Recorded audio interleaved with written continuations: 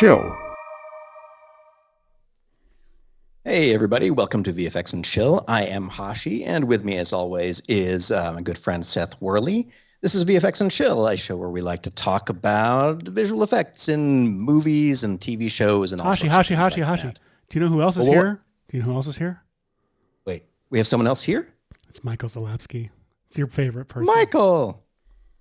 Hey, buddy. Amazing. How you doing, Michael? Doing pretty good. Enjoying the warm weather and the sunshine. Excellent. Where the hell are you? Warm weather. Oh, you're not where I live anymore.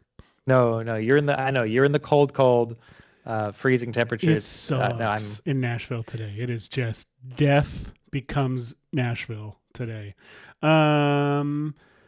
Speaking of, I'm down in South Florida. Let us know how the weather in your area is in the chat. Yes, and we'll please do. I'm also, and we'll by the announce way, it. We're talking about the chat. We should talk about where the big fun chat is. Where's the big fun chat, Hosh? The big fun chat is on the VFX and Chill YouTube channel, youtube.com/VFX and Chill.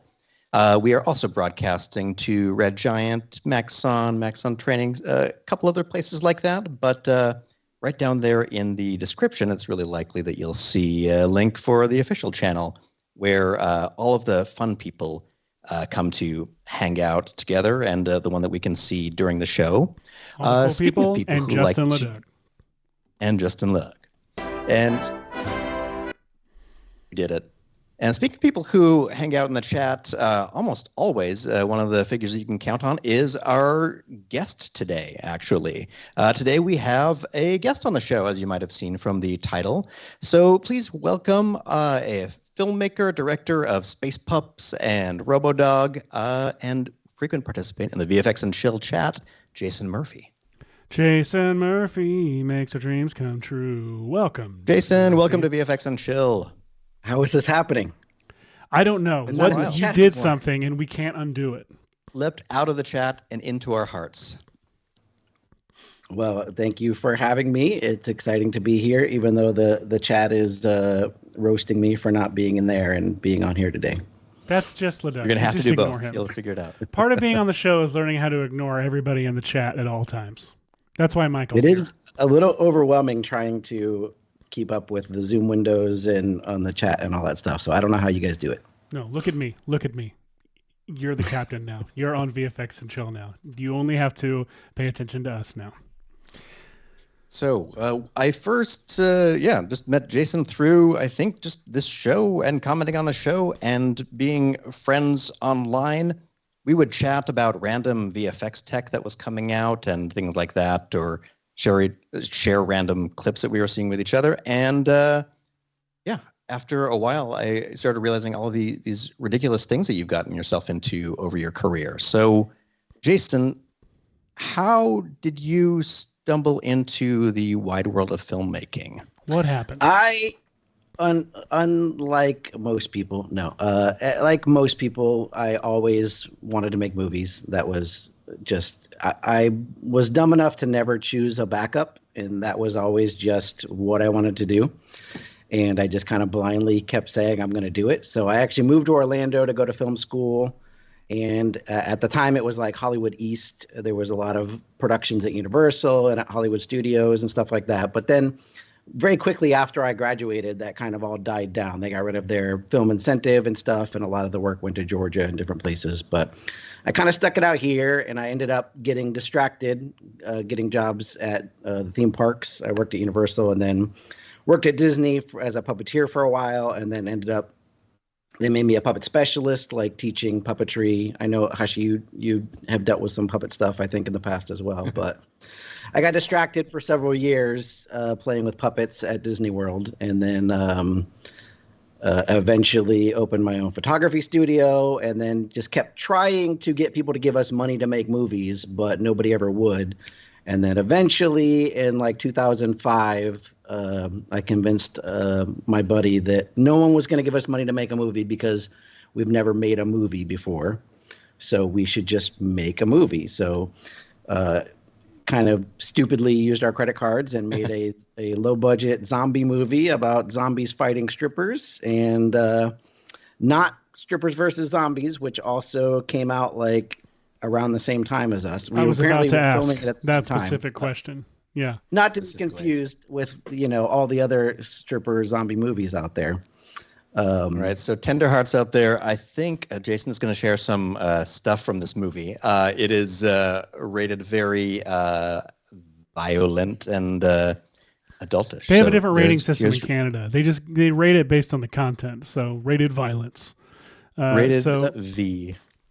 In this movie, I had not really done much After Effects other than some like basic green screen stuff and some like replacing license plates and stuff like that. And at the end of this movie, my buddy Tony, who wrote the script, was like, "Oh, there's like 20 zombies that explode at the end." And we had hey, spoiler alert! Spoiler alert, folks. Sorry about that. We had talked to a special effects guy. There's zombies in this? Did a great job, but he was like, "Oh, I think we can build a zombie body that like goes together like a puzzle and blow it up with compressed air, and then put different clothes and wigs on it and shoot it from different angles, and then that's how you can do your exploding zombies." On the day of, they were like, "Oh, hey, it didn't work." So today is literally the last day of shooting. It was a rigorous 10-day shoot for Zombies. Wow. And on the last day of it, we found out like we didn't have these exploding zombies. So we just shot people on green screen, like acting like they were exploding, and we threw a bunch of blood against the walls and our actresses and stuff like that. And we're like, we'll find somebody to do the visual effects. But little did I know, if you're making a movie on your credit cards and you don't know anyone who does visual effects, that it's a little hard to find someone. So I ended up getting a book on After Effects. And a book. Yeah, because this was 2005, so I don't feel like there was the number of YouTube tutorials and stuff. There probably was some. And I did a very bad job at exploding these zombies, literally using shatter in After Effects and like Mr. Mercury. And I don't even think it was particular. I think it was Particle World. I mean, it seems like it got the job done. I mean, I was pretty proud of it. They have exploded. At the time. I think definitively they're exploding. I mean, there's no confusion. You couldn't argue that they weren't. But, I look at it and see, especially that one in particular, there's some, you can literally see the shatter map. Like pattern. I didn't even use a custom. I literally just used that glass, preset that comes in Shatter. And, but I didn't have a choice. And, that's kind of been my motto with a lot of this movie making stuff, is that if we wait around until we figure out exactly how we can do this perfectly, we're just going to be waiting around forever. So I move forward and get myself into a lot of trouble where we just go, we'll figure it out. And then I end up being the one that has to figure it out. I have no idea what that's like. Then after that, we made a low budget ghost movie, which I did some more visual effects stuff in there. And we also made this one on our credit cards and stuff, and shot it on a Canon 5D. Yeah, excellent. But that's how we kind of got it started. And then eventually, after we made these two movies, somebody finally started saying, "Okay, we'll give you some money." We had a they're like, "Please make it stop. We'll give you money." We'll give you some money. We had a movie called RoboDog that we were trying to make. We were trying to get like $100,000. I'll just go ahead and throw out there that for RoboDog, we were trying to get $100,000 to make our epic RoboDog movie. And we finally were able to convince somebody to do that. And then, part of it was the fact that I was like, I can make a talking dog in After Effects. How? And I knew somebody else that could help me do the 3D arm stuff. Okay, by the way, okay, that right there. Hashi and I were watching some of the stuff before the show. I'm sorry to interrupt you. It's just important. Can we go back to the dog shaking the hand? RoboDog shaking hands.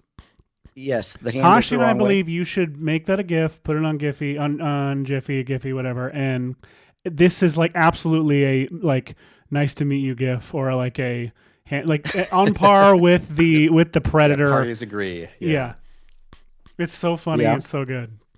It's what's it called? The Predator handshake one, right? And it's great because it's like, why did the hand come out of the dog? Like, I love everything about it. It's just like, hi, I'm a dog. I could shake your hand with my paw, but instead I'm going to extend a robo hand out of the side of me. It's so good.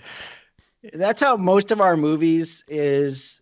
I will throw out some stupid concept to Tony, who does the writing and stuff like that for most of our movies. I'm like, I got an idea. A robot dog, and it's like got like Inspector Gadget hands and stuff inside him, and talks, and and then he'll be like, "That's dumb," and then like the next day he'll be like, "All right, I got it." I love it. But yeah, so then we made a robot dog movie, which the first Robo Dog movie, we don't have the robot dog until a little ways into the movie. And, it's just the one dog talking to the kid. I think I had like 150 shots or something that I did on that one. I didn't think about the fact that when we did RoboDog 2, that now the dog is going to be talking from the beginning. And the number of VFX shots just more than doubled on RoboDog 2. Oh, hell yeah. And these movies, it is very difficult. They are very low budget. And most of the VFX is just me trying to do Make them. a dog And fly. I'm also, what was that? It's mostly just you just trying to make a dog fly. Yeah. And just trying to do the stupid stuff that Tony got me into. This Mentos scene, I ended up just using particular to like make it look like this. That's not a good shot of it. I don't think in the trailer is a good shot of it. But the Mentos in the diet soda and the stuff goes like that's just particular. Excellent. That's Incredible. the kid from what's that kid from? I recognize that kid. He went on to Fuller House. That's right. Yeah. And See, then what the I love little about girl in this all movies in Jonathan this Silverman. category is that there are some. And I don't know if you've met any of them yet, but there are some children who like this was their like favorite movie, I'm sure, or like love this. Like, do you get to? How do you get to interact with an audience in movies like this? I don't know what I don't. I'm like, to me, it's shocking to me when people have seen them. I have people. This little girl, by the way, Brooklyn. That's the Florida Project girl, isn't it? Yeah. Yeah. And they get credit for being like her first movie, but she was in 2 of my movies before that. But my movies that's aren't how it like goes, the man. same. Yeah. The same level. But she was amazing. We were, Sorry. I don't know why that triggered. Sorry. I'm sure they're on auto trigger sometimes. So Yes. I promise I didn't do that. when we were casting that movie, we were looking for like an 8 or 9 year old, and she came in and she was 5 years old, but she blew us away. So we were like, I guess we're casting that 5-year-old girl She's so good. to be the star of our movie, which seems crazy, but she knocked it out of the park. She was amazing. Now, when you got anyway, to the second one and you had way more VFX to deal with, Yes. how confident did you feel going into it versus how daunting did it feel? Like, did you feel like, you know what, it's no big deal, we can totally do this? Or did it feel like you'd bitten off more than you can chew? I feel like it's no big deal until it comes down to normally like a situation where our sales agent will be like, hey, Lionsgate bought the movie. You have this date to deliver it. And then I'm like, okay. And I don't do for these movies, and I don't really do the right thing of like having lists of like, these are all the VFX shots that I have to do. I literally just go scrub through the movie and go, oh, I got to do that shot. And like, oh, I got to do this shot. So I don't really realize until like, I'm like, okay, I have like 2 weeks left. And I kind of start going through and I'm like, oh crap, I have a lot of effects that I have to do. And like you said, it comes down to where I literally like, I have to do at least 12 shots a day. No, my gosh. So I will go through, and there's definitely some in these movies where I did like my first pass and was like, I'm definitely going to have to go back and do a better job of that. And then never And have most time of to those go days, back. it's probably like the toothpaste tube. It's just like 80% of the day is spent on one shot, and the other 20% are spent on the other like 11 shots that you have that day. Yeah. Yeah. And you never really know which ones it's going to, be the hard ones. Sometimes Yeah. the ones that you think are going to be the easy ones take forever. But yeah, that was my big thing about Talking Dogs, how I kind of did 2 Talking Dog movies. I've done since then, we did another movie called Monsters at Large in between there. We actually Now, shot you sent Monsters me at something Large. from this earlier that I'm really excited to ask you about. So Monsters at Large was also, a little bit more budget, but still very low. And I don't really do 3D. And No one does. Not even 3D artists. I wasn't confident with doing like a 3D monster. So my workaround, because I had done a lot of puppet stuff in the past, was like, well, what if we built a monster puppet and I could just add eye blinks and eyes and stuff like that and just, shoot this puppet on green screen. It worked out okay. I mean, it's a little hokey, but Jordu Shell did an amazing sculpt of the monster puppet for us, and I think it worked out for what our budget was and stuff like that. I'll skip to I'll actually just pull up. I have a whole Look at that. I like it. I like your voice with that monster, Michael. Ah, I'm a monster. it's me. Wait, so what year was this? Monsters at Large that's a good question. 2000. It would have been I don't know. Sorry, I should have, 19, like, a wasn't it? I research feel like sheet. you sent me stuff from it in 2019. But Well, 18 actually, is what it says on the thing. 2018 it came out. So I think 2016 we shot probably. And is I that because, like- actually, Seth had watched your shorts and stuff before these movies, and I noticed that you had a talented sibling do some music. So Yeah, Beck I actually scored had- this, right? Beck score Monsters at Large and Space Pups, which is my other Talking Dog movie, my most recent Talking Dog movie. Amazing. And again, we got to remember to show how do we do the Talking Dogs in After Effects. Yes. I'm dying to see it. But I feel like I made advancements in my talking each time and my process. Part of what I spend most of my time in is the first like couple weeks is pretty much me kind of figuring out my process, and I get too far into the weeds of writing custom scripts and things in After Effects to kind of like make my workflow. I have no idea And what I that's even have like. Yeah. Some in Premiere Again, can't relate to like, anything you're saying. to like when I bring the clips from Premiere to After Effects to bring the time code and the name over and like bring the files over and stuff like that. I spend way too much time tinkering and kind of doing all of that at the beginning. And then, like I said, find out like, oh, I have a couple weeks left to do all these hundreds of VFX shots. And again, But these it's fun, dogs like- are talking in After Effects, right? Not anything else. There's nothing like that, like weird working ahead, like you finish a VFX shot, slate it into the edit, and then you're just like, okay, what was next? Oh crap, that one, and then you're just going through. Yeah, It's wild. But the fact that we can do these, that we can make these, low budget movies with these crazy, space Perfectly effective. This is great. dogs. Okay, the fact that so we can even you've do got to talk it- about this because I was talking to Michael and Seth ahead of time, and I was like, "Oh, look at this cool day for night conversion."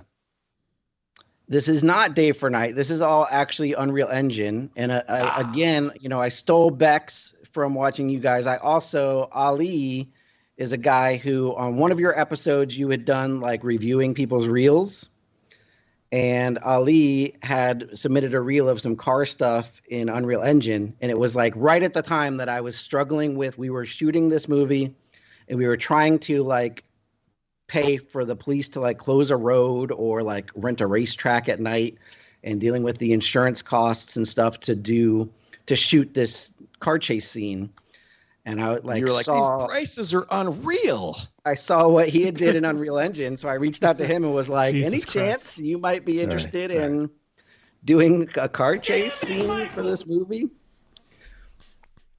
So yeah, this is all Unreal Engine stuff that Ali helped me do. That's amazing. That's so cool. We got somebody work. Yeah, sound artist on the show. So yeah, I love that. So, everybody, maxonvfx.com/chillbox, submit stuff, including, stuff for review, or we might review your stuff on the show, and then Jason might hire you, or Jason will hire you. It is guaranteed. Absolutely. We have always considered ourselves the job creators here. 100%. Yeah. VFX and jobs. Yeah. If you want to work on a low budget kids movie, this could be your chance. That is not all I've worked on over the years. I have, improved my skills. And even though that I sometimes have to churn out some of these movies with a ton of shots in a month or two, I also have worked on other movies, mostly not kids movies, but my friend Anthony has done several movies, horror movies. Like Last Shift is it's rated R. Can I show rated this? Violent. It's rated violent. It's a Rated trailer. violent, everybody.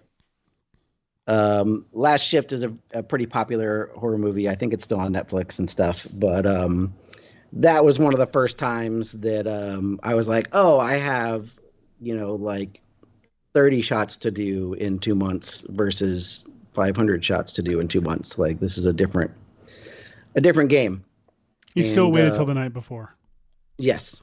I mean, there's a little struggle with that, with the ADHD and the trying to get through things. Again, I have no idea what that's like. Can't relate. Since done a couple of his movies. I did one called Extremity, and also most recently Malum, which is kind of a reboot of Last Shift, but it went in theaters this year, which was kind of mind-blowing to me, knowing that I did 95% of those VFX shots just, in my apartment in After Effects for a movie that is, in the theaters. Was crazy to me. And I would say out of those shots, most of the work is stuff that don't even know as VFX shots. It's like fixing makeup or, getting rid of reflections or screen replacements and all that kind of stuff. Tons of like Lockdown from Chris, who also is usually in the chat here. Lockdown changed my life, especially with the talking dog stuff and, a lot of these bigger movie things. Amazing. All right. So have we reached the moment? Have we reached the point where we can show us how you talk them dogs? Yes. How do you talk them dogs? I'm so excited. I'm so excited because it's one of those things that like in the abstract, I'll be like, oh yeah, like the talking animal, but I've never done it. And when I stop to think about how to do it well or convincingly, a bunch of problems start stacking up really quickly. So how do you start? And it's one of those things where, like I said, it kind of blows me away that I'm able to kind of do it in After Effects and get by. One part of it is I cheat. If you watch the movie, you'll notice that the dogs almost never talk if they're looking to the side. Like the dogs are always kind of in a 45 kind of straight kind of situation when they're talking, because when something with a longer snout is talking from the side, suddenly you've got to paint in what would be behind them when they open their mouth, and like a whole different situation. So I basically just said, well, we just only show them talking when they're looking basically straight on, or within a 45 degree thing. And in Space Pups was one of the first times where I started adding some kind of head movement, which made a big difference. But I had seen when I was first coming up with the talking dog thing, I had seen this script on AE Scripts, which was called Auto Lip Sync. And basically what this does, which is great, but it basically is using the split feature. So in After Effects, there's this CC split where you can kind of make a line, and then when you animate it, it just kind of will open and close this. And then there's CC split 2, which gives you control over the top and the bottom. And what that auto lip sync script does is if you wanted to add like teeth or something back there, you'd have to figure out how to make them move up and down with the lip and stuff. So what that auto lip sync script does is it basically does the expressions and all that kind of stuff to kind of tie the teeth with the lip and stuff like that. And it tries to automatically do some lip sync, which I'll show you when I kind of walk through my process here. I 90% of the time throw that out because I'm too much of a snob and, familiar with the puppetry, dropping lips, dropping syllables and stuff like that. So I would end up kind of manually doing it myself, but it got me. That was the first thing that I was like, oh, look at this. Somebody basically doing this talking stuff in After Effects. I can probably figure something out and figure out how to do it in After Effects. So how far do you want me to go ahead and just like kind of, we want to go full, take talking us there. Dog. Full talking. So I basically would start from Premiere, would give me my audio clip and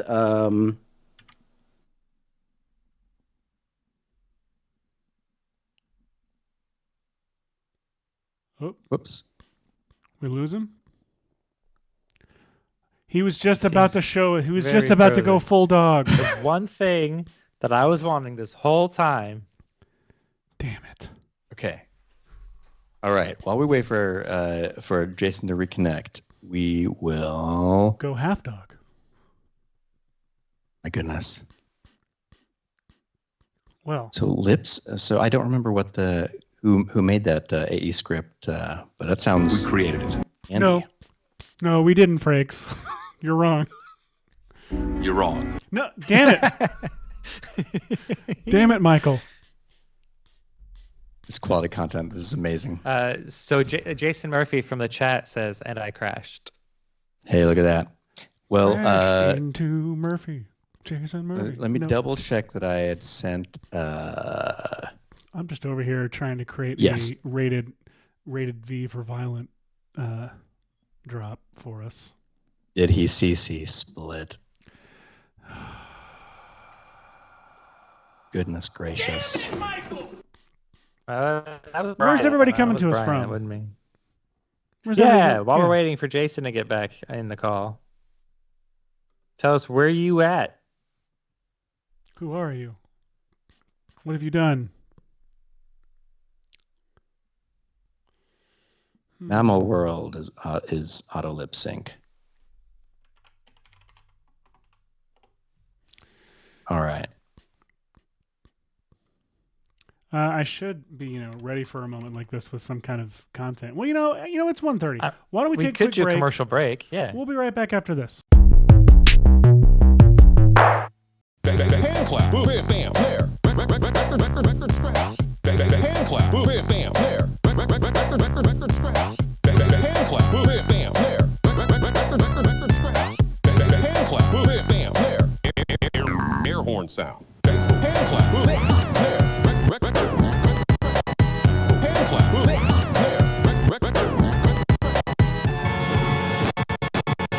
The story of this song is that it just ended. Welcome back. If you're just joining us, Jason Murphy is on the show, but he crashed right as he was about to go full dog and teach us. By that we mean obviously transform himself fully into a dog. So while he's doing that, folks are telling us where they're watching from, and aerospacenews.com says they're in a state of watching from a state of exhaustion. aerospacenews.com.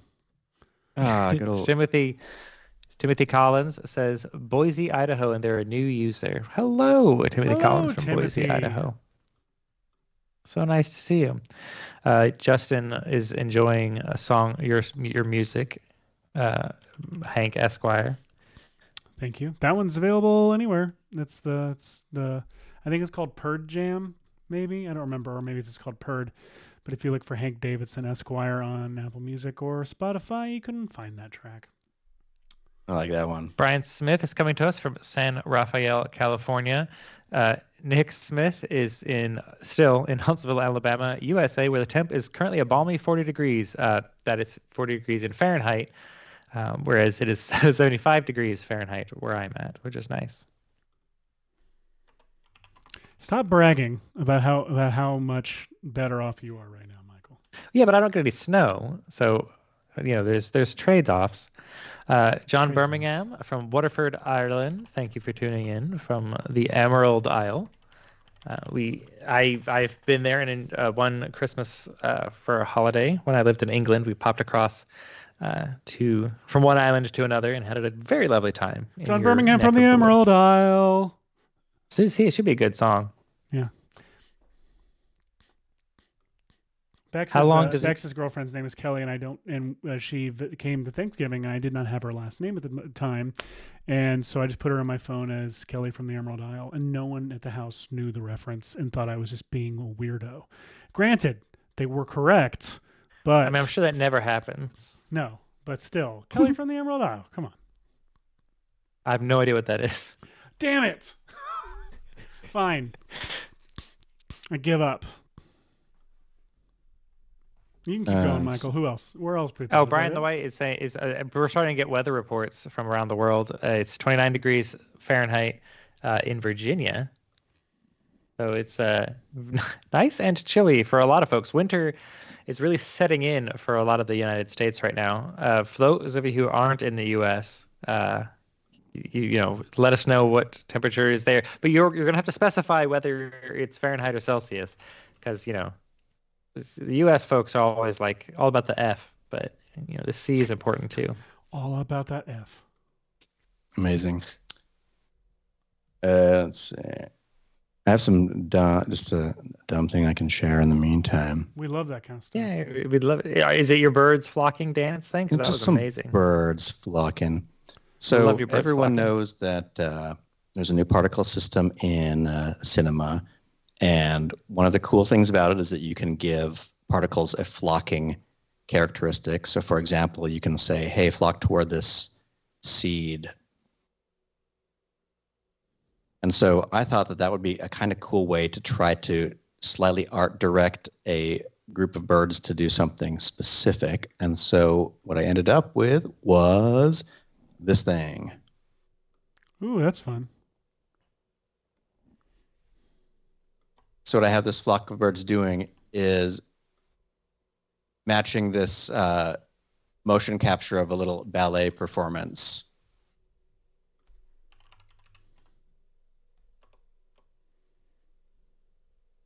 So you can every so often make out like the humanness of it, and then it'll sort of flock apart. I was trying to find just the right balance of kind of humanish, kind of particle-y. Just my continued love of particle systems and how mesmerizing they are. I love particle stuff. I could watch particles flock and I can watch birds in real life flock for hours too, just so they're watching the murmurations occur. Speaking of particle system in Cinema 4D, there has been an update that just came out this past Wednesday to Cinema 4D that included. So new that Hashi hasn't even updated. I know. No, it came out with quite a number of updates actually to Cinema 4D.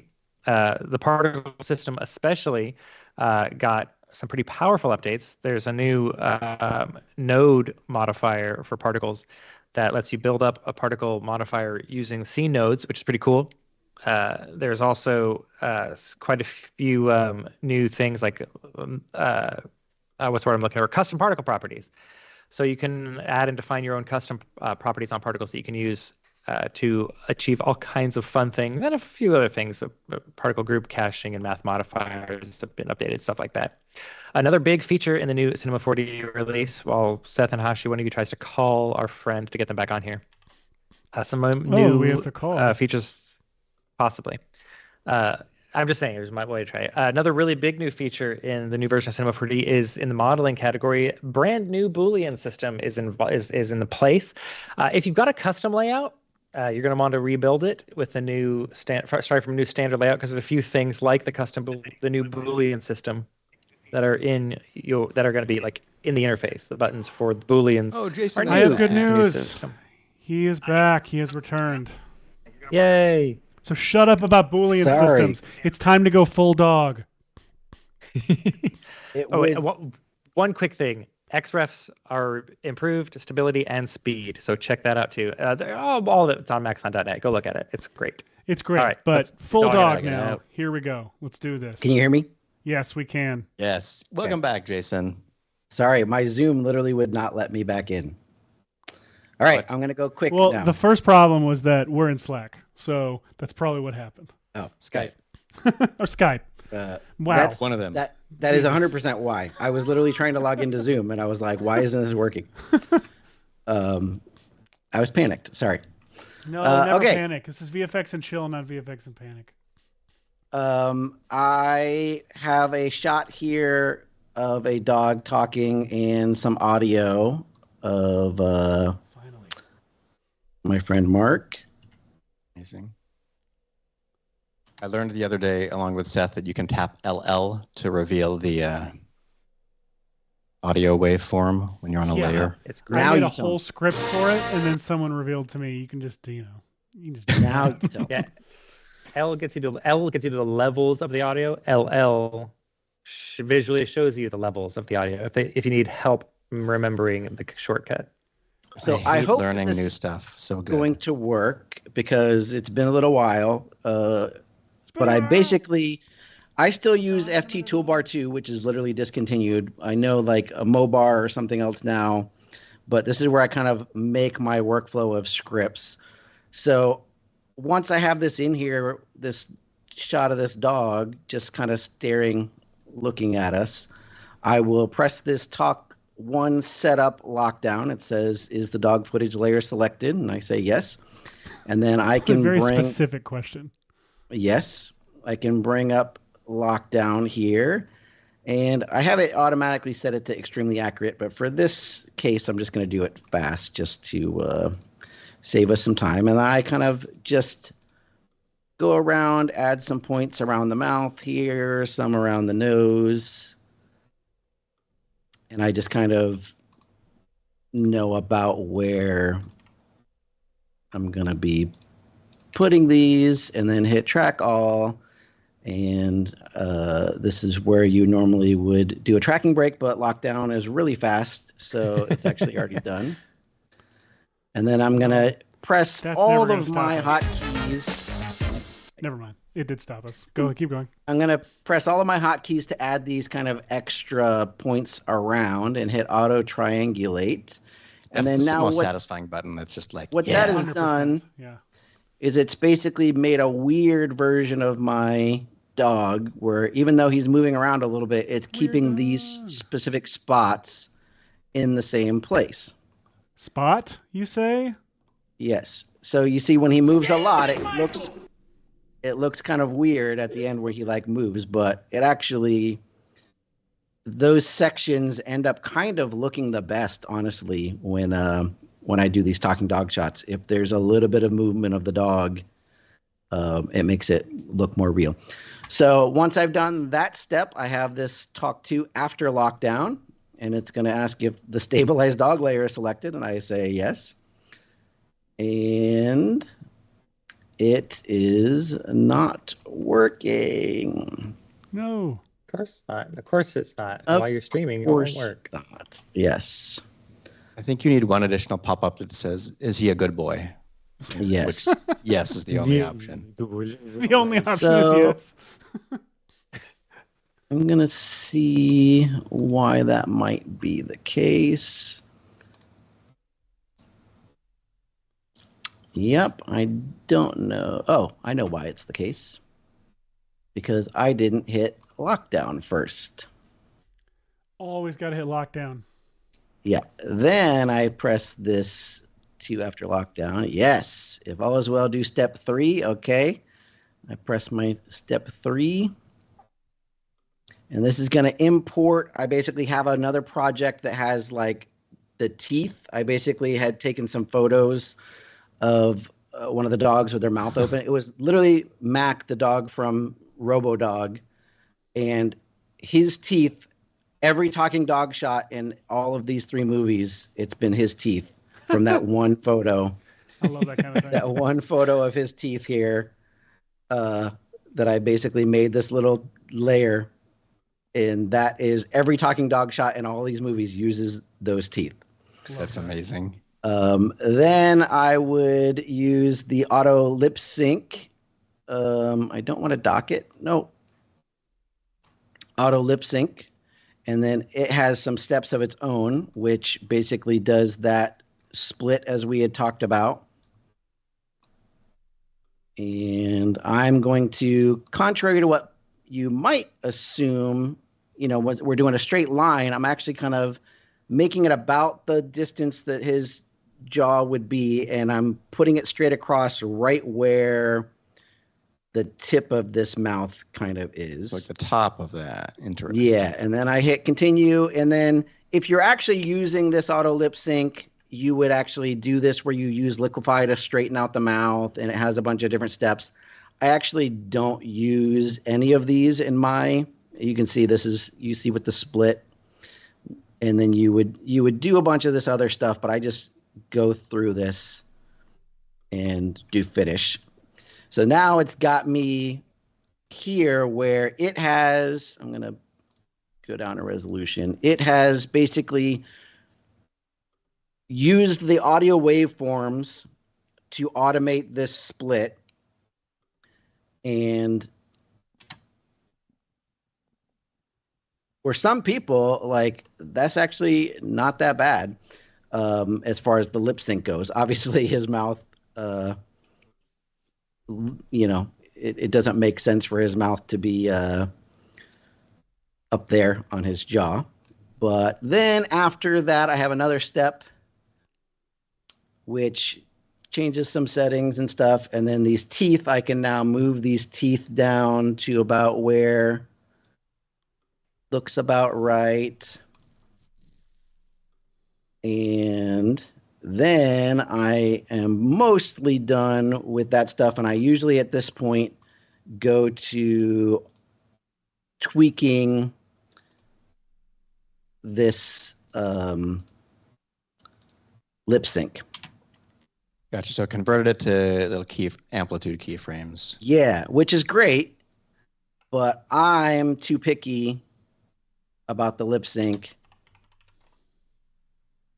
Like, we met, and if you hold down control, so I would instead want the we, and then I'm going to delete these ones and probably delete that one.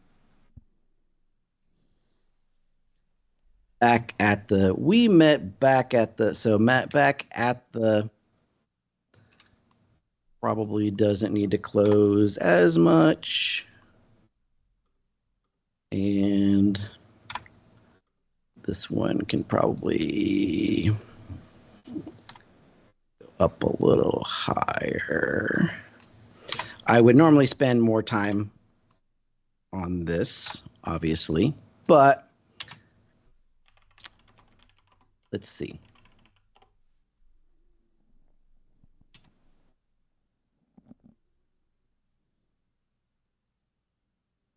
Look at that. It's not bad. With just a little work that it's gotten me here. The next thing then I would normally do is deal with this mouth situation. So I would select my talk layer. I have a button that says talk upper isolate, which basically makes a copy of that, but removes some of the settings. And then I can just draw a mask right around his.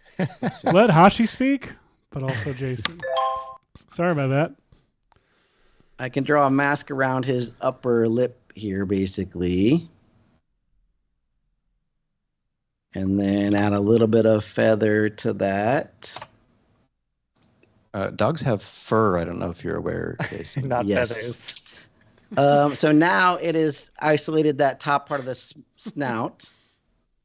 My God. This makes me so mad. You know, we're going to have enough time for us to try this, Hashi. So then the next thing that bothers me is that you see this hair here that's kind of on either side of that split. So I can actually just use this liquefy that I've got built in here. And I can just grab this and just kind of liquefy this up. Offset it. And no one's going to notice that.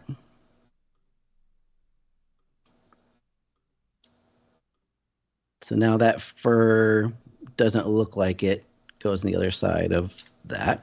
Then the next thing I have is I have this lip hair layer, which is just a little Photoshop layer that I had drawn some brush strokes of some hair, and I'm gonna just line this up kind of over this edge here. I'm gonna turn off my preview LUT, and then I'm gonna just sample a dark color from the dog here, and then a bright color from the dog here, and then turn my LUT back on. And then now I have this other button that is lip hair link, which then takes some of those distortions from those other layers and applies them to that hair layer.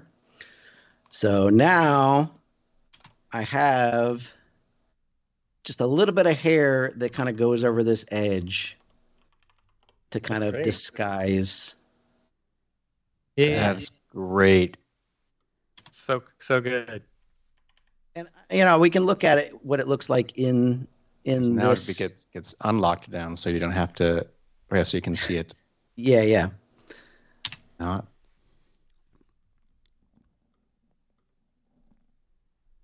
Get that.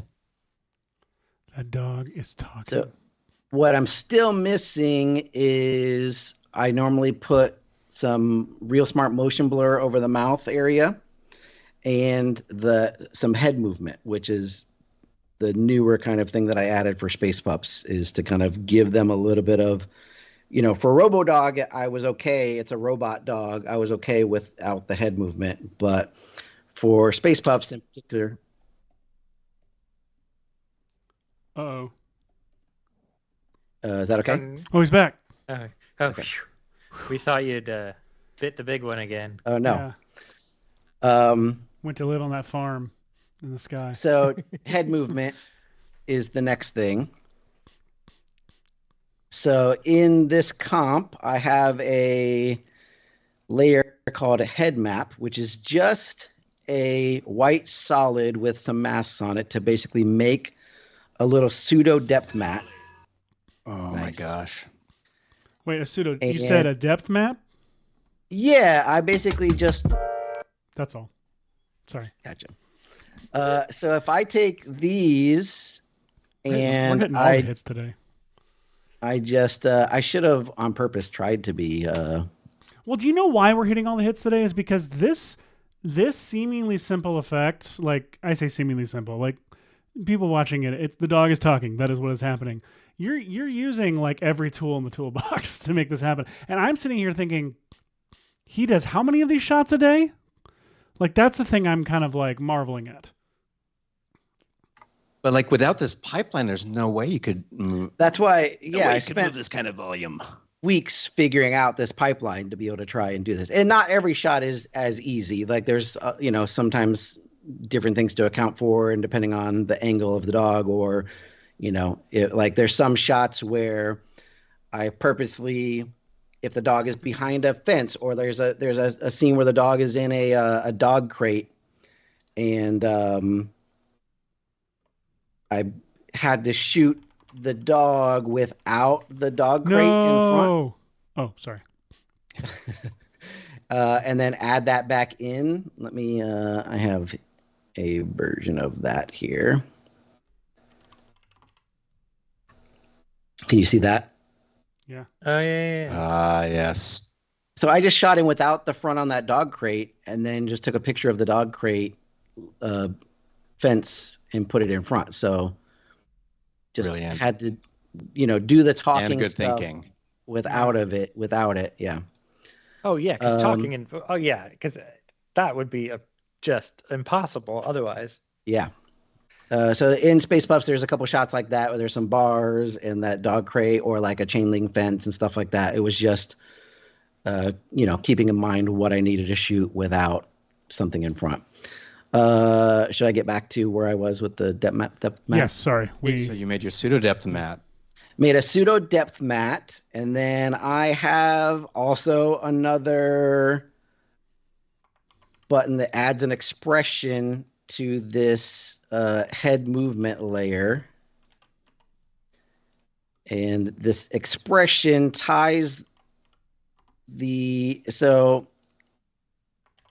let me turn that off real fast to just show that if I do this displacement, if I go too far, obviously it looks really bad. But if you do just a little bit, it's crazy how much you can get away with.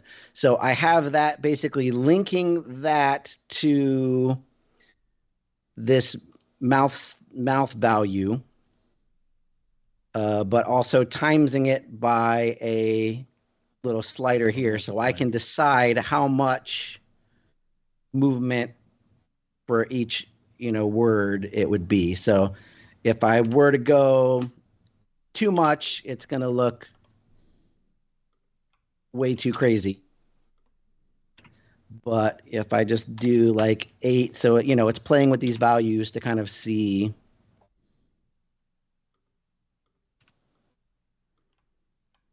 what actually kind of works. Oh, yeah. And then I also was gonna say, do you have a slight delay on it so it just lags just a touch? I don't think I do. I have it, I think, where it delays the end of it. Like it softens the end. So I don't think it's a delay. Back. But yeah, it doesn't go completely snap, I think. And that was something that I don't remember what the expression and stuff was. I also made something similar for the eyebrows. So I can... Oh my gosh. Oh, speaking of this depth map technique, if you want to see us go even more in depth into that sort of thing, there was a VFX and Chill episode called The Crazy Things You Can Do with Depth Maps, and the link to that episode is in the chat.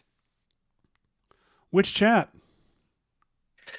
There's chats all over the place right now. But if you want to be part of the larger chat, join this stream on the VFX and Chill YouTube channel, youtube.com/@VFX and Chill. We're broadcasting simultaneously to a number of different places, but that is the place to find the majority of the chatters. But the link is in the chat on all the places we're streaming. Woohoo. So I also added a little eyebrow so I can technically just manually add some keyframes here to give the eyebrow some expressiveness. Yeah.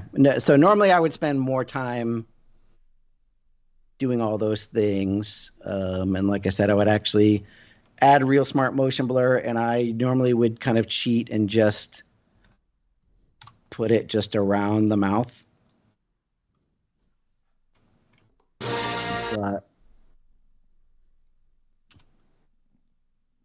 But there we go. That's pretty good. That's crazy. Yeah. So, considering it was 5 minutes ago, that dog wasn't talking. Yeah. Just the thoroughness of this pipeline, it really speaks to how many little things you learned probably each time you went into this. On the first RoboDog, I tried to we recorded the voiceover actor.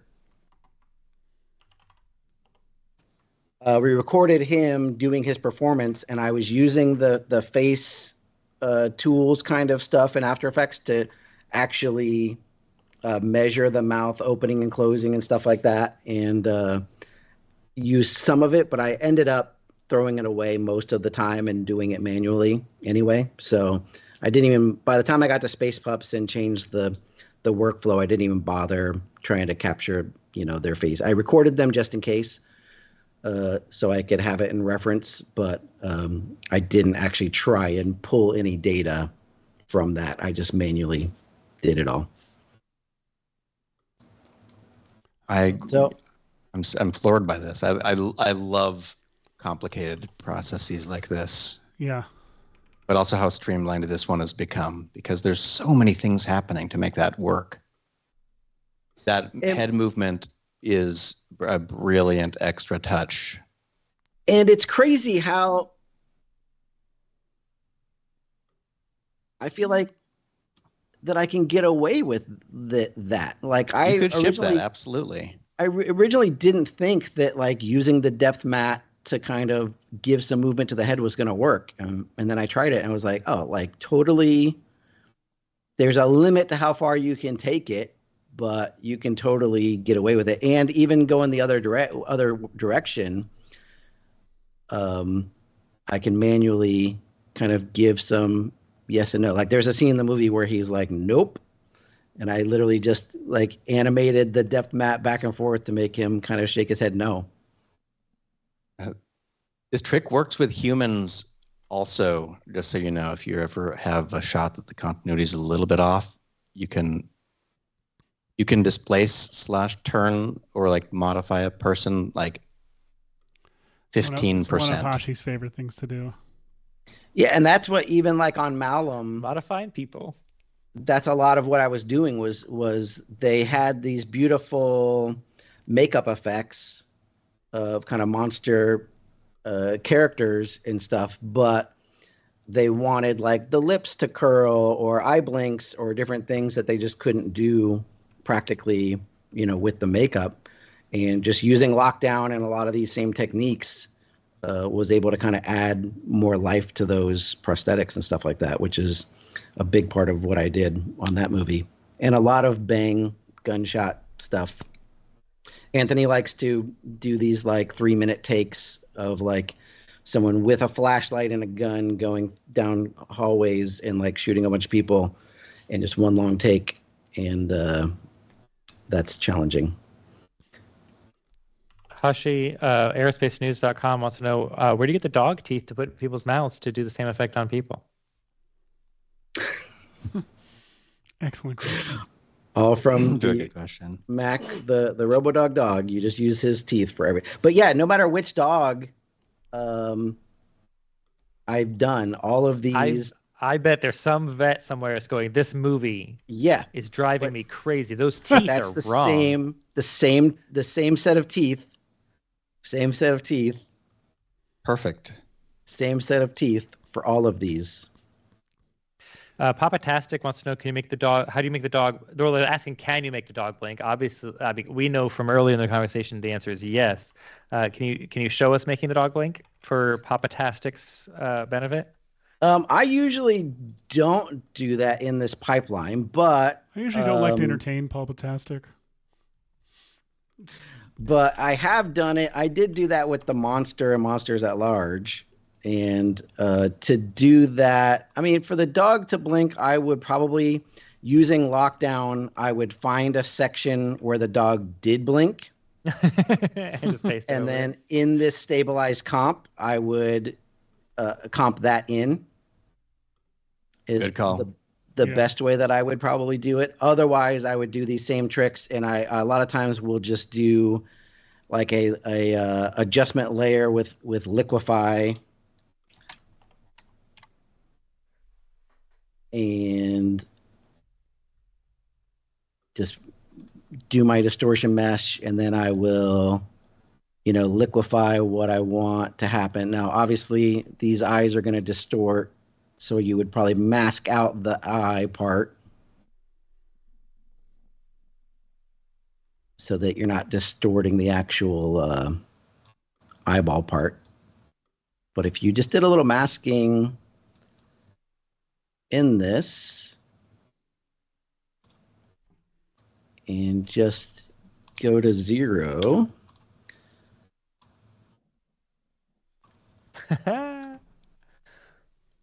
Blanky dog. Great. Also, I love making like eyes squint to make like a dog like dubious. Yeah. So, I mean, obviously you would do more work than that. So but much you can do. Crazy. Like I would also probably, mask this out and add like a separate layer. One thing I have done in the past, like I would duplicate my fur layer here or just make a like a solid with the right color. I'm going to just do this the bad way on top of all this. But then if you put that split on this and do your little line, now you have kind of this eyelid kind of thing, so that if you did mask out this other layer, it might be a little difficult with all of this stuff I've got on. But in theory, if you masked out this eye layer, it probably, the way I did this with this liquify, it probably won't actually work. But you could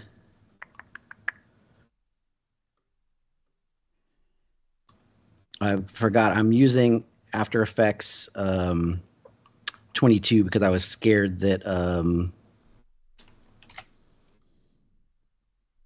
my process wouldn't work in this in the newer. It's always the joy of version of upgrades for custom scripts that you've made. I think that Seth might have undergone that recently. When you start making your own scripts, you understand how annoying it is for plugin makers. You're like, oh, crap. 100%. That's why it's because it's how hard it could be to. Well, that's how hard it could be to whatever your issue is. Yes. Some chat folks want you to do some other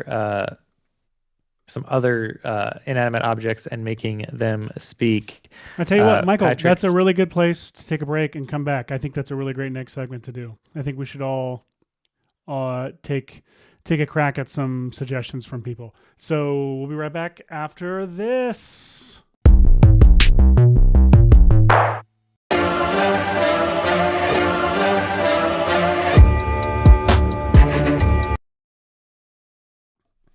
And we're immediately back. If you're just joining us, you just showed up in the middle of that 2-second clip. We are talking to our good pal Jason Murphy, who is usually in the chat, talking and sharing wisdom and all of his incredibly cool tips, and then DMing Hashi and I with all of his really cool scripts and helpful things.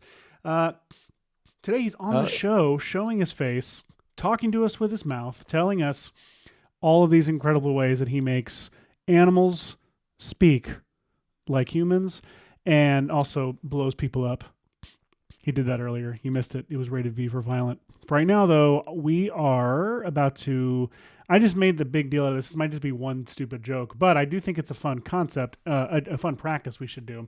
But, Michael, you claim there are people in the chat who have suggestions on other, I wouldn't say inanimate, but like things that don't normally talk, how making them talk in After Effects.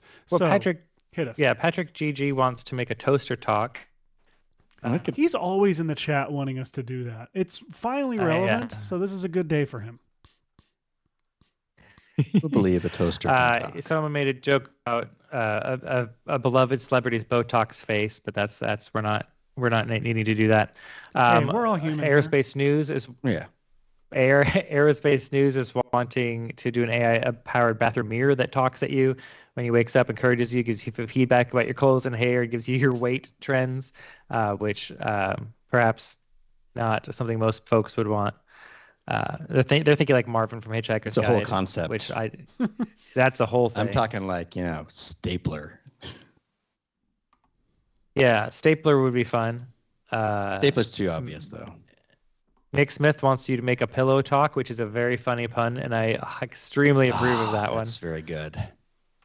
Pillow talk that's excellent. I really do love that. Excellent. So we have a toaster, a pillow. For Jason the rest of the showed show, I us get to an watch amazing you guys try dog. and do what I just did, right? Sure. You can also. Yeah, and you can make a bowl of soup talk. Michael Palak wants you to make a bowl of soup talk. Yeah. So you make a bowl of soup talk, and they can work on a pillow. Soup talk. Yeah. I'll have to think about that Oh one. gosh. All right. Well, I'll start screen sharing, I guess. Do it. So, let's see. So what were the suggestions again, Michael? Toaster, AI powered mirror, pillow was obviously the best one. Soup, like talk soup, like a bolos. Okay. Mailbox from Papatastic wants a mailbox to talk. That's a good one too, because the great thing about a mailbox is it's got things on it that you can use to help express its feelings. Like for example, one of the really amazing things about something that doesn't normally talk that can talk is Ka from Jungle Book. Like make him cross his arms in one shot, because the way he's coiled, he's like, he's crossed his arms. Like it's so good.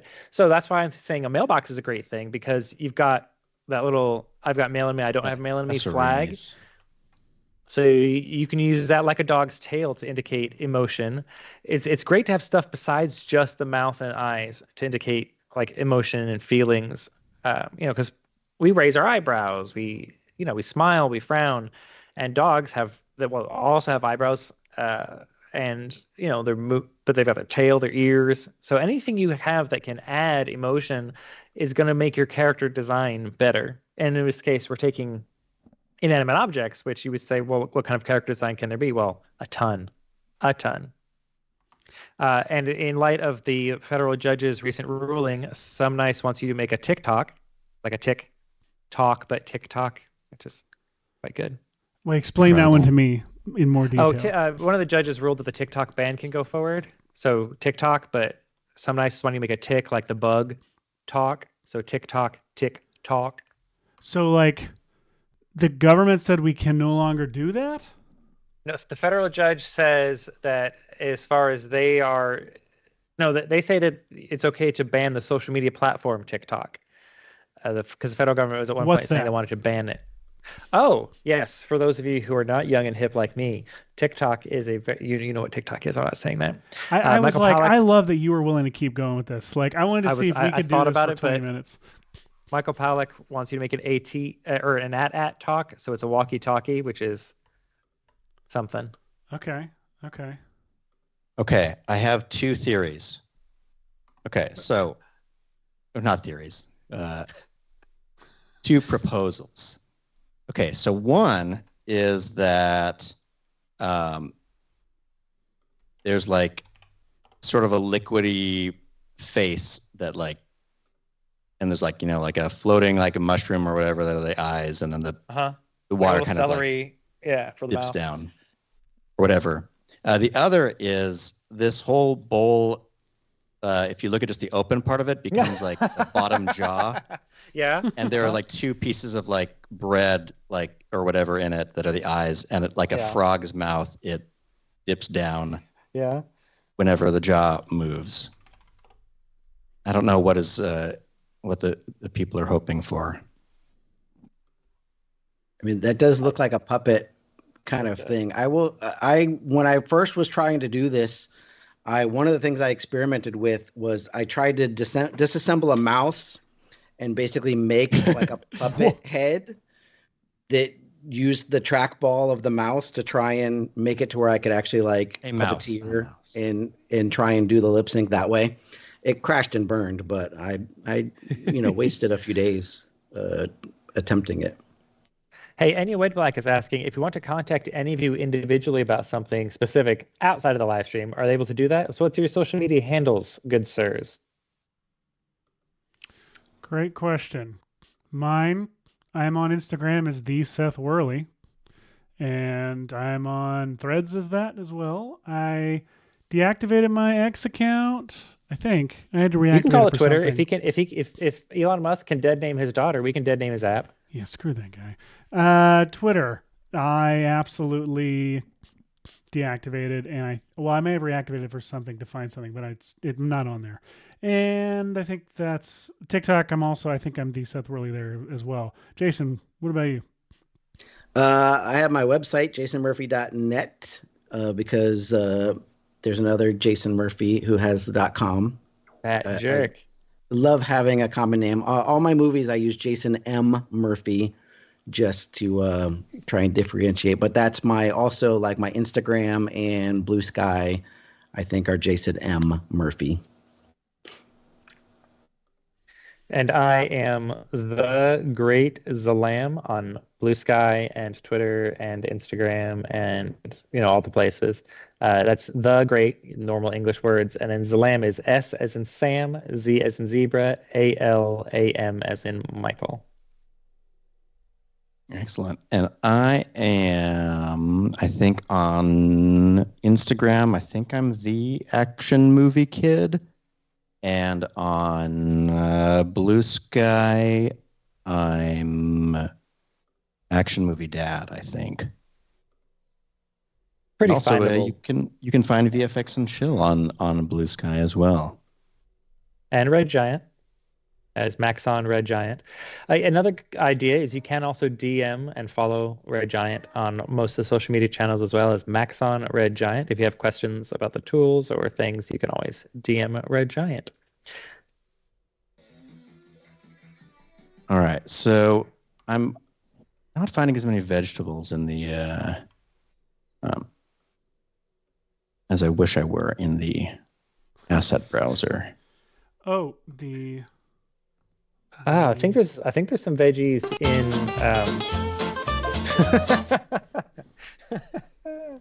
I think there's some veggies in the. What's that old Unreal thing that's free for everything? The Scourge for. What's the Quixel? Yeah, Quixel. There's things and veggies in Quixel. Ooh, let's see. Seth, are you doing the mailbox or are you doing the pillow? What are you doing? I'm still sitting here stuck on this. Fine. This is what I'm working on. I really don't need to be. I need to be working on something else, but I'm making this for a not even that memorable joke from this episode, but it's rated V for violent. I was trying to make a drop for it. And you've got a really good that look you've got going on there is pretty nice. You know me. I love emulating a type, a font, and so the font is good, but just also the look is good. Like what effect stack do you have on to make that happen? My optometry script, which uses some of the optical thingy-majig for it has the VFX optical glow. It also has Magic Bullet looks with digital magic. You got it, George. So it also has this Kodak Vision LUT that was, I think, from a Triune pack that's applied to it, but mainly this anamorphic halation that's part of the looks. And then some wiggle on it to give it the gate weave. And then a little bit of misfire. Magic Bullet Universe misfire with the okay. Digital magic. Shut up, George. Softness, fading, and post contrast applied. Looks great. You look great. Thanks. Jason, what are you doing? Right now, I'm trying to catch up on the chat and see all the fun stuff in there. I kind of miss it. Oh no, it's boring on the show, isn't it? It's pretty boring. It's way more fun in the chat. No, but it's just so weird. Nick Smith says, while you're at it, we need a rated V for violins drop as well. That's exactly what I'm going to do because that's easier. I was trying to find the right sound design for this. I'm absolutely changing this to V for violins, which is my favorite Wachowski for a drop that we will never use. My goodness. Hashi, I did forget that I did. We were talking about monsters at large in that puppet. Oh yeah, we wanted to see the more. We wanted to see the monster. Oh, yes, monster yes. Puppet. Yeah. Yeah. I Monster puppet. did also. Let me pull up. Yeah, share your screen. Get Hashi out of here. So this puppet that we used in the Monsters at Large, if I can find it there, yeah, with the wonderful Stephen Tobolowsky, who was just as amazing as you would expect him to be. But I went to my storage unit and I got the puppet out. Yeah. And I brought him. Hey! my God. Look at that. Whoa! Look at that thing. And he's kind of, I think some of the internals have broken and stuff like that. Wait, So how Holy cow. did you already say this? How did you make this?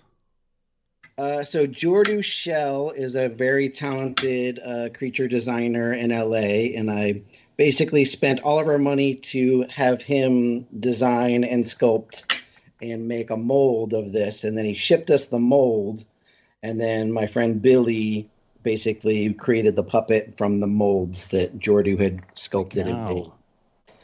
So cool. But That is really cool. yeah, and I think How big is this monster in the movie? I mean, he's like 8 foot tall in the movie, and he's about a foot and a half tall in here. So what frame rate did you shoot him at to give him the scale and weight? I think just did 48, and then played with it, and That looks so cool. yeah, I mean he's a I love great that. sculpt, and like I said, I added eye blinks and stuff like that. In some of the shots of the movie, you can kind of tell if they were shot at the beginning or at the end because he started to deteriorate a little bit. I was really surprised that he's in as good shape as he is now. I kind of expected him. He was just kind of sitting in my storage unit in a bag. I was expecting to like open it up and him fall apart, but he's actually in pretty good shape, mostly because we made him out of silicone, which he is extremely heavy and definitely takes a couple puppeteers operating him. That's why I have him on the stand here, because to hold him up and operate him, we basically would have one person holding him and doing the head, and then someone else doing the arms and someone else doing the legs. But I just thought it would be fun to show. That's so cool. Well, I'm so you are glad you did that. correct. Oh my gosh. I almost completely forgot. That's so crazy. Wow. So anyway, I wanted to show him. That's Thought he was incredible. cool. I know. I would like just him to be on the show now, not you. Sorry. Go ahead. Some questions. That is incredible. Sorry, I can't get anything done. Real puppets on the show is super cool. I'm now just trying to find this violin. This is so stupid what I'm doing with my time. Jason, make something talk for us again. I have to think about what I would do and what I'm used to having video footage, so I would have to like figure out what else I might have or I might have access to. I got to see which hard drives I've got plugged in. I mean, you could That's just a good hop onto Pix here, Pexels, or Unsplash to grab just an image if you wanted to. We did not tell Jason that he was going to have to do this. I didn't know there was going to be homework. Oh. I should have thought you known. said I you watched talked the too show. fast that I went through. I should have taken way more time to explain my talking dog. Every guest you says just- that when they come on the show. The classic. That was perfect. Let's see. I have no idea what I'm doing over here. I mean, it's a little disappointing to see like the advances and stuff in AI and to kind of know that pretty soon, if not already, I could have blown through a lot of that talking stuff with AI tools. Yeah. This is definitely one of the main things that Jason and I chat about, which we don't talk a ton about on the show, but just in general, there's so many different weird new AI, newfangled this and that's that people are trying. That, and it's, interesting. I get a lot of, people are not happy about AI, and there's definitely issues with a lot of the like art generation stuff in AI, but there's also this side of AI with the utilitarian tools that I think is pretty great. Like the fact that, rotoscoping is hopefully soon going to be a thing of the past, and you'll be able to just kind of click and be like, I want to cut out that character. Like that does not make me angry. Like I don't feel that there's really kind of moral issues and stuff with some of these utilitarian kind of uses. And for somebody like me making a low budget talking dog movie, if it's gonna take me 2 months to do it or 2 weeks with AI, I don't really, think that there's issues with that. I might be done with my talking dog movie phase, but if I did do it, I would certainly be exploring these tools to see if there was ways that I could basically speed up my pipeline using some of these utilitarian AI things. While I was in post on Sketch, when we started post on Sketch, I don't know if Midjourney was even a thing yet. Like, I don't think the AI stuff had really started kind of picking up and taking off when we wrapped Sketch, and then when we wrapped shooting, and then when we wrapped post. By that point, like throughout the post process, like AI just rose to prominence, and everybody was, I was getting emails regularly from friends and crew members in the movie, and everyone like, is this stuff helping you at all? Like helping you get the VFX done? And I was like, no, none of the stuff can understand the look I'm going for. I can't get any of this stuff to understand the vibe and the aesthetic that we're trying for. It's giving me all the worst versions of everything. So if anything, it's encouraging to me that like our vision is unique and original and that AI is not going to steal our jobs just yet. But also at the same time, it's like, damn it, why can't this thing just make a monster for me?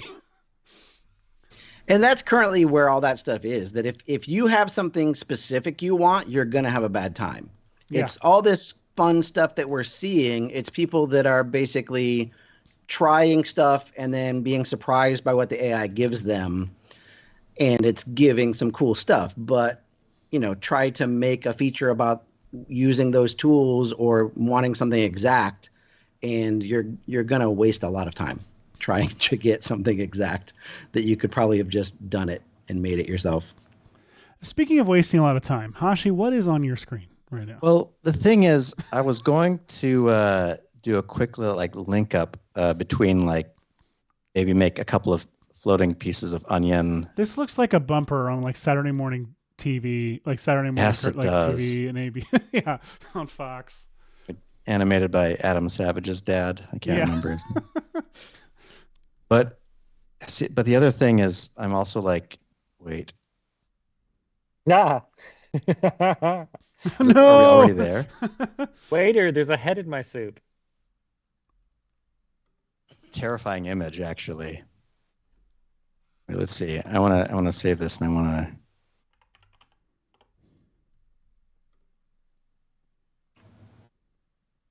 There's a horror movie poster. Serial killer. Nailed it. Oh my gosh. Oh, I'm tired. Wait, let's see. Now I'm curious about this. If I go to my moves by Maxon face, I can uncheck the rotation and offset of the character. And then if I play, basically it locks the face in place like that, right? Lock the face in place.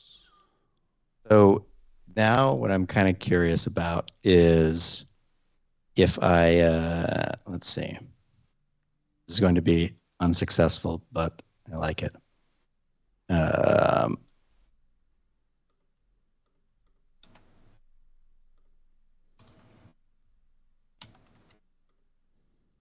okay, I'm going to turn the bowl over here. I'm going to give it a tag to become a collider.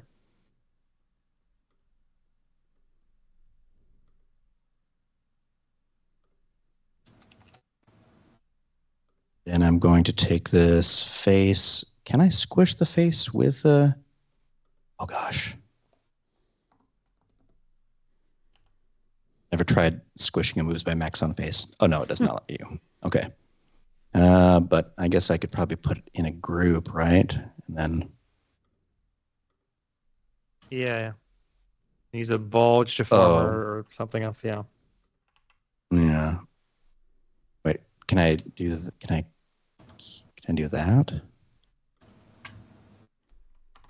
No, that was right. But what did I do with the eyes? I'm always asking.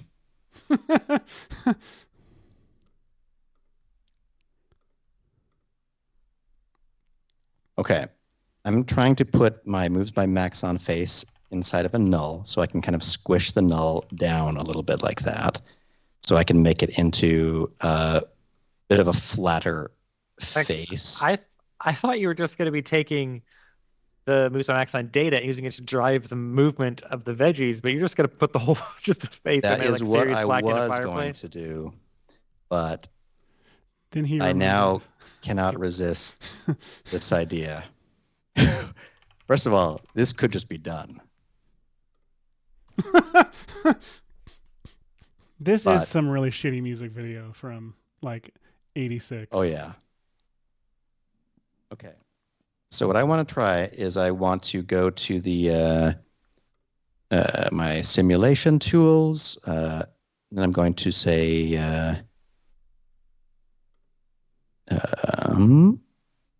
emitters,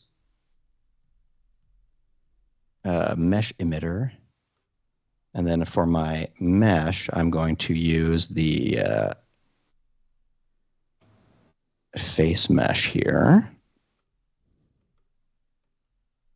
All right, so if I press play, what I should have is, does that work? I thought I could emit from this. I don't know. But we do have to take a quick break. So Take a quick break. when we come back, I'm going to try to animate something.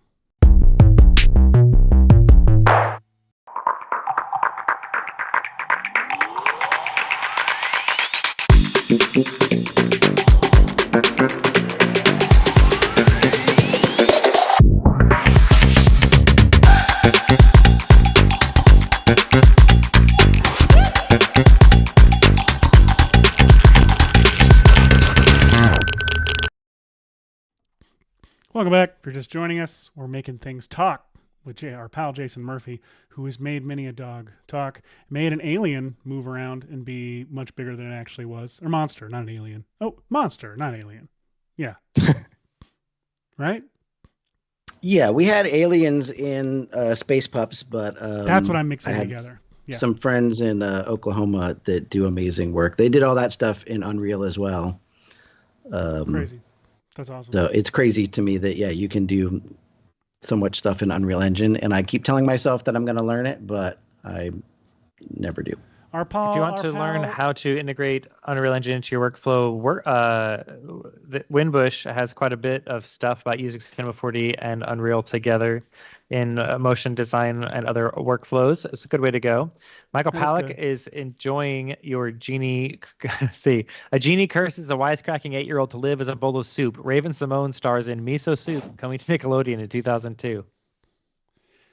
Oh my God. That's maximum. You're just Raven. giving us that for free? It's full blown Raven.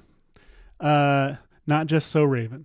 The other, our pal Arn Rabinowitz also was texting us Unreal Raptor this week that he made an Unreal. Oh yeah. Yes. It probably is is that on- out yet? I think it's on Instagram or put out something his somewhere. Yeah. I saw it somewhere. Raptor. He put it out on the social medias on Instagram and Twitter. He used a lot of our giant tools as well as Artlist for the audio and I represent Unreal. athletes, These are my stories. Yeah. That one.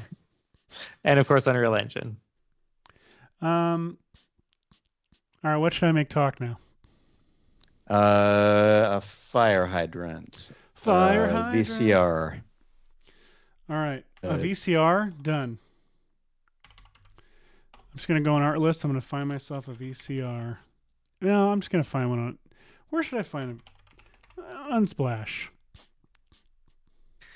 Alonso Perez Yaksik is asking, have you guys ever done a de-aging workflow? We haven't done a whole episode on it. I guess we haven't. We tried But- doing something, didn't we? We I talked think about well, it at some point. I mean, it'd basically just be lockdowning a de-aged in Photoshop face. Lockdowning onto is the somebody. name of my my private investigator in my new film. Lockdowning. It's handsome name. Man, So Unsplash it's a has gotten whole to it's a where whole it's like road. Unsplash has gotten to where it's like, oh, you finally found the image you want. Guess what? It's premium. Everything's premium on iStock now. So maybe let's go to art list. Ridiculous. Footage. VCR.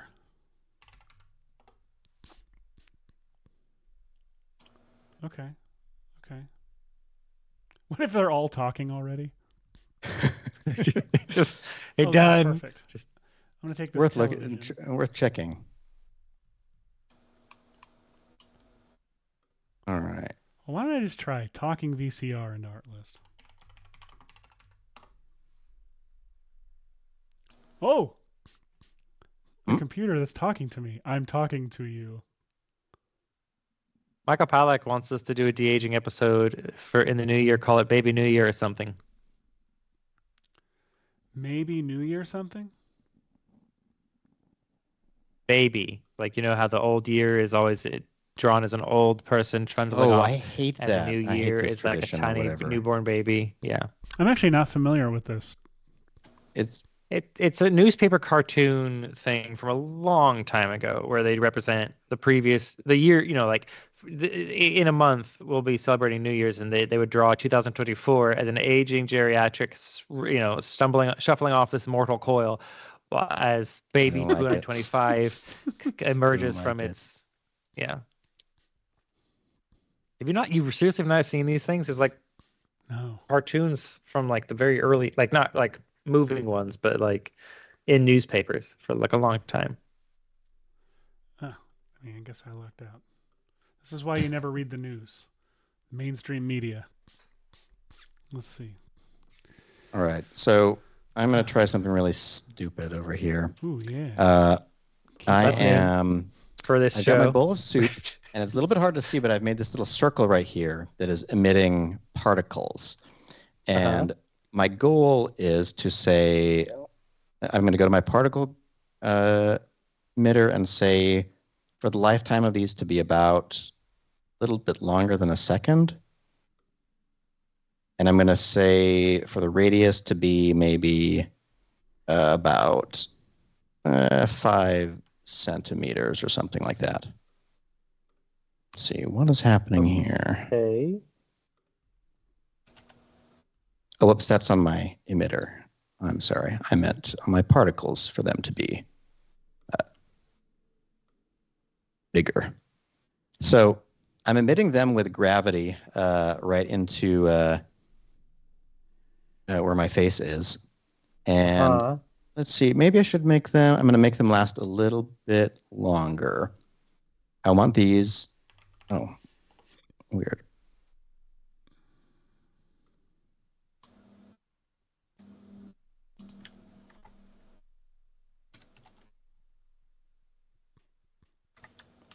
And see this. Are you going to put a collision modifier so it bounces off your face? Let's see. Oh, wait, what is... I thought I did. Let's see. Modifier. Oh, I see it. There we go. So here's my weird hope, is that I can create some kind of talking face shape. Okay, let's do this and use the collider. Let me see if this works.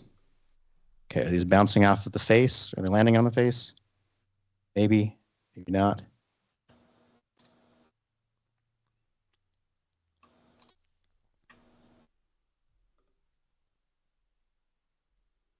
I cannot legit tell if they're bouncing off the moving shape of the head. Oh, the head isn't in the connect object. Whoops. Close.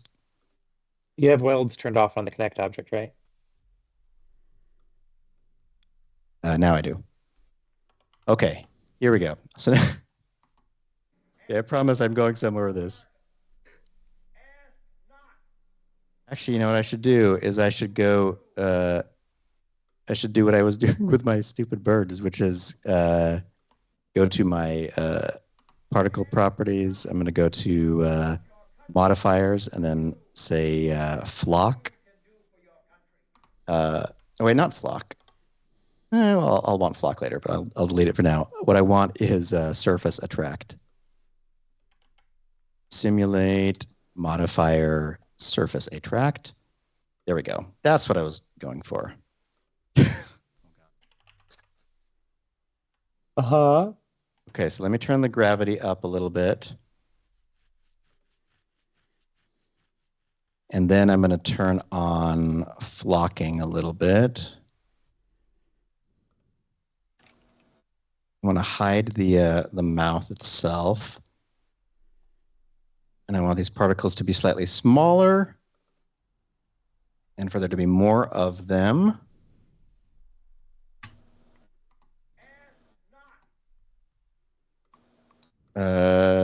Emission, how many per second? Let's try 700 a second. Okay, so that.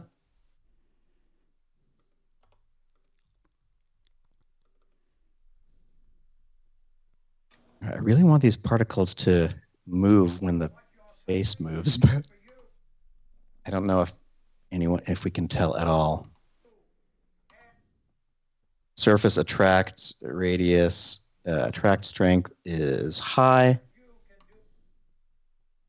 Radius is wide. And I'm going to exclude the soup bowl. So it's just the face.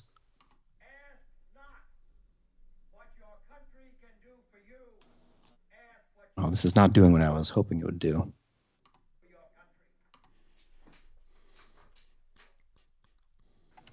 I feel like I'm wasting everybody's time. No, you're not.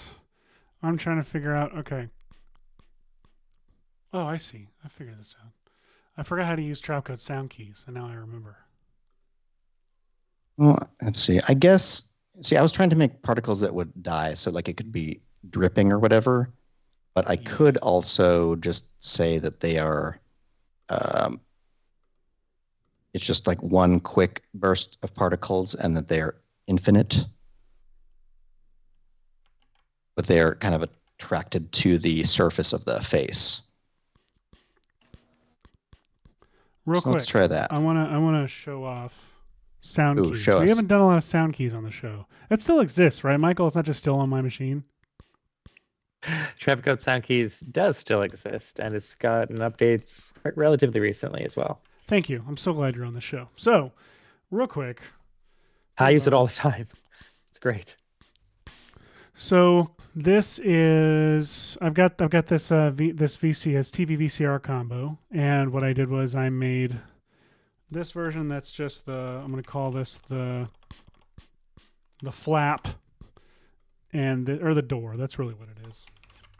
And then this is just the area masked with the door masked out. I made the door. So let me just call this the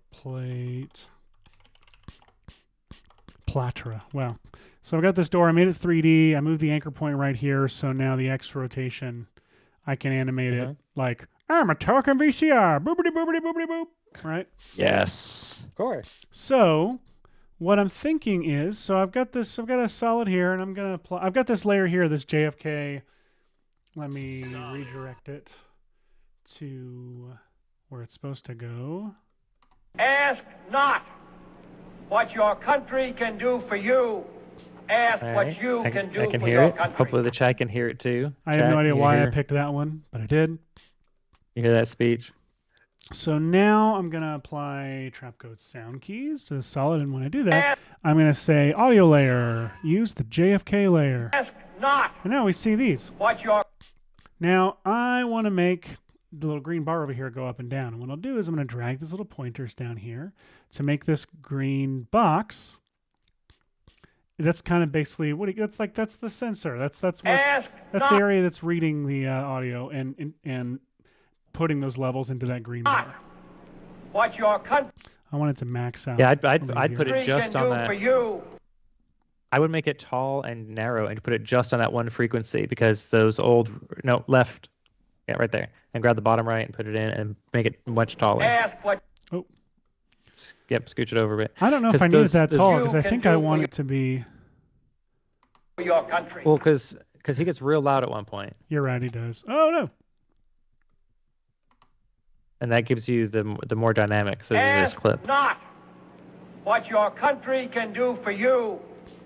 So let's try that. So now I think I have to hit apply over here, right? Don't I? What that does is generate the sound keys. Now, before you or keyframes that have the values based on the audio, but you can decide whether you want it to be going up and down, how much fall off there is, or whether or not it just integrates, which is when it just goes up, up, up. Now you're wanting to make a mouth talk, so you would not want that, but you do want to worry a little bit about the fall off. But the great thing is you can always tweak it and hit reapply after you got your expressions hooked up. So yeah, I would just hit apply now. And what am I going to be tweaking, by the way? Spectral adjustment or range 1, 2, 3? What am I going to be? Range the one, right? ranges, yeah. Yeah. Fall off, linear, exponential. Okay, I can always. So I'm just going to apply with it at the default settings right now. And Press U and your keyboard will show all the keyframes. Yep, hit U, and now I've got all these Ask keyframes not down here on output 1. So what I'm going to do is I'm just going to try parenting it, my X orientation of the door to that. ask not what your country can do for you. Ask what you can do. All right, so that needs to be, I might go in here and just say, what if I say times 2? Ask not There we go. what your country can do for you. Now my TV's talking. Ask not Now, if I wanted to, I can also get even crazier and do some, like, what if I just get gross here and just do, anything of, I'll do it on this one. I'm going to do liquefy. Uh-huh. Now, what happens if I do this with a mask applied? Oh, cool, the mask stays applied. So if I'm just like, hey, it's me talking, and then I go into effects and go to distortion percentage, I parent that up here to the output 1. And let's go to one more. Oh, it's already. ask not what Nice. country can do. It's pretty funny, to be honest. It's so stupid. I can make it even more extreme. This isn't the. Hang on, before we get too far into this, this isn't the clip where the TV explodes out the back, is it? No, God. Just making sure. Michael. Goodness gracious. Jesus Christ, Michael. What? I just want to make sure we weren't going to have like a show that blows up virally for the wrong reasons. I can't handle you. I can't handle that. What you just did. Some nice says, we choose to be kind and rewind, not because it is easy, but No, because it because is it's hard. hard. Not There we go. what Michael your Pollack says, country can animating a do JFK for VCR you. flap is sometimes known as a Texas VCR depository. Michael Pollack also suggests using Magic Bullet on it, which of course would be a Damn good it. choice. Digital magic. Ask All right. Well, this is fun. I'm gonna keep playing with this TV. Hash, I'm so sorry I stole the show from you. But wait, Jason, what are you doing over there? I'm You're so thankful quiet. that you did, because what I've been up to is no dice. It's just terrifying. It's just terrifying. How about Jason shares a screen because he is, our guest today. I was just playing around with thinking back to the Monsters at Large situation and how janky my rig basically was. I basically just recreated kind of what it was for the eyes. So, when I had something where this is just a still, but let's see. I basically made an eye rig. Let's see. Go ahead and click share screen again. I'm sorry. Sorry. I stole it from you there. Whoops. And I'm saving screenshots now.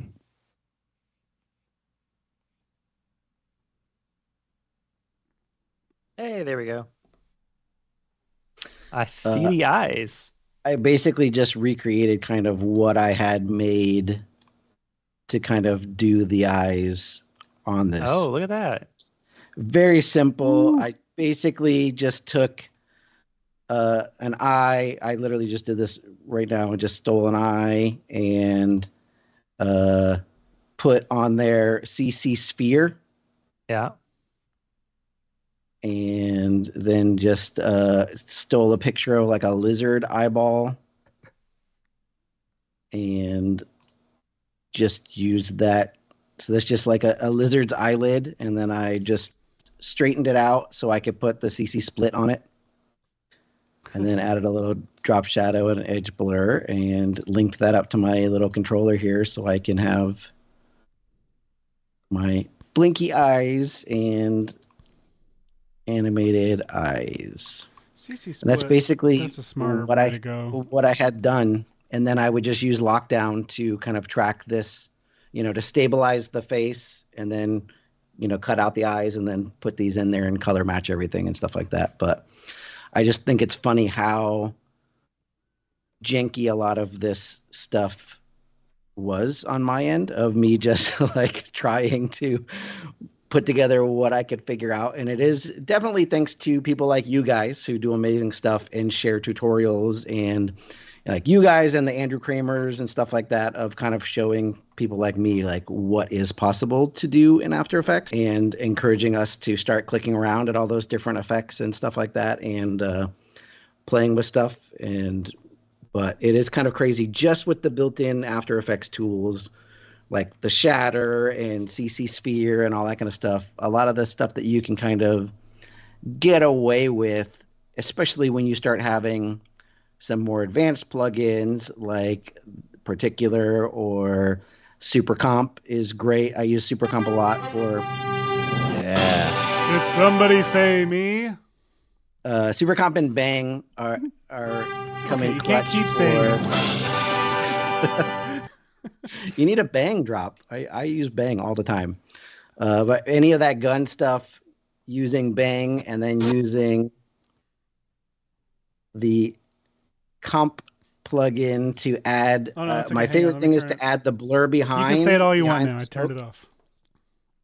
Blur the image behind the smoke makes such a big difference to me in doing. Oh, it so does. Blur behind is one of my favorite things in. You said you turned it off already in Super Comp because it just adds so much to a shot. Like it makes it feel like that dust or smoke or whatever dress, kind of like see-through fabric. Like it just adds so much believability to the fact that it's actually in the shot versus just slapped, over top of it with some opacity. Yep. And before Super Comp, I had wasted a bunch of other time making a script that basically did that duplicated my layers and, did the blur behind using the alpha of the smoke and stuff like that. And then Super Comp, I was like, oh, I can just click it. And now it does it. So that's pretty great. And Lockdown, of course, like I said, I use Lockdown all the time. Chris, thank you so much for creating that because it changed my life. Now, Jason, you've made some scripts and stuff like that are available to people. Would you like to plug where we can find those? Because Seth and I love to use them. We do. I haven't released any for After Effects. All my After Effects stuff is basically just crazy things that I make for myself. But I do have that Photoshop one that you guys had Big fans of that one. Yeah. Even talked about, if you go to lightningplugins.com and go to the bottom and click free downloads, it'll take you to this page, and then it's got the generative fill tweaker. General I Phil Tweaker. Resisted naming it generative fill PHIL for the public release because I figured only we would understand that. So I forget that it's not. I have literally stopped. Route, in my brain, I don't see it with an F, and I don't say it. It is absolutely a person now, and I love him. No, same Phil? too. Same. Yeah. But you've demonstrated this a bunch of times on the channel, so I don't think I need to go to show what it does. But there was basically a process in Photoshop to use the transparency under the generative fill to kind of influence it. And it was kind of wonky number of steps required to get there, of going into that quick mask mode and changing the opacity and all that kind of stuff. So I made a free script that basically kind of makes it a lot easier to do that. Nice. I petition to call free scripts frips from now on. Not confusing or weird. Totally get it. I was going to demonstrate it, but I don't know what would be the best thing to demonstrate it on, and you've done it a million times already, so. It's all good. We are technically winding down as well. I don't know. Let's see. I'm going to share my screen for just a second. I don't know why, but yeah, for no good reason. But I did want to share what I was attempting over here, which was I was trying to emit particles that would fall at this face and kind of slightly be sucked over to it, so when the mouth opens and stuff like that, it would make the soup kind of churn and boil like that. This is sticking a particle emitter inside a volume builder and then a volume mesher that you can kind of use to, create horrifying. This is Jason, I hope I'm doing you proud by yeah, I mean, especially if you make that a little tighter and you see that thing start talking, that is pretty amazing. I'm constantly blown away by all the stuff you guys are doing in cinema. I'm still kind of scared of Cinema 4D. So much fun. It's so much don't fun. be scared. If I can be not scared, you can be not scared. I mean, what was crazy is when we first started the show, they hadn't used it ever. We found every way to not use it. Yeah. And now they're using it all the time because they learn. It's just it doesn't take that long to learn, and it's just when you start figuring out how playful it is, it's so much fun. And especially now with all this the fire stuff that you can use it. I look at that and immediately kind of, oh my gosh, Hashi, go to trying to do blood simulations and stuff for some of these horror movies and stuff. I know you're not really supposed to do.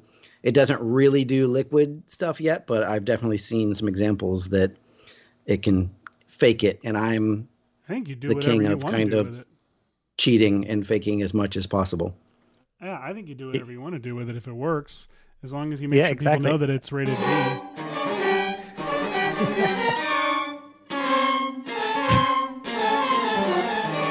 That one goes for a little too long. Wow. Well, especially now with Wednesday's update, and you can build your own particle modifiers with scene nodes. You could probably make your own fluid sim if you wanted to get real nerdy. Oh, absolutely. Absolutely. Here's as far as I got. Ask not what your country can do for you. Ask now, what I'd want to you fix can do for your country. the bending table, of course, and I'd want to put some VCR stuff inside the TV, of course. But, we can't all be Murphy and making things talk in 30 seconds or less. No, trust me, I'm the least talented person in this room right now, but I appreciate Can I having tell me you on, something? and Can I tell you I something? appreciate it. Can I tell you something? You're wrong. Excellent. Jason, thank you for being on the show this week, man. This was a blast. Absolutely. I was Thank you going to be very, here very one way much. or another, so I would have been in the chat either way. So it's not love like it. it was a big deal. I did have to, plug in my lights and stuff. Usually you work in pitch black darkness, right? This is the first Yep. time you've seen what you look like in years. Yep. Smart. Hey, everybody, we're going to be here next week, whether you like it or not, and we're going to be doing a show about something. It's going to be great. Anything we want to talk about before we go? And I have this login now, so I can just every week I can just sit here. Yeah, we might. yeah. We definitely don't change it every week for that exact reason. What you do have, though, Jason, is you have the link to be able to book yourself. All guests have the link to be able to book themselves on the show. You have absolute power to come back on the show anytime you want. Well, please do. hopefully I will find something, another talking animal to do or something exciting, and I'll have an excuse. Woohoo! And when Amazing. Mufasa comes out, we'll bring you on. Yeah, I mean, I almost made a whole tutorial on this when Strays came out, Yeah. which is that one with Will Ferrell and stuff like Yeah. that. I was like, if any time to like show my talking dog stuff, I was like, I should probably get this out and show people that I did it in After Effects before it just becomes like, oh, you just click this app and do it. I think you should come so- back on the show and we'll do the $100,000 Mufasa. Maybe the $30 Mufasa is what we'll do. Yes, this is well, I did actually, when I was at Disney, I was a puppeteer for the Legend of the Lion King show and was Mufasa all the time. So that was pretty crazy. What? That's Goodness incredible. gracious. Jason, Hashi, take us this out. was amazing. Thank you very, very much.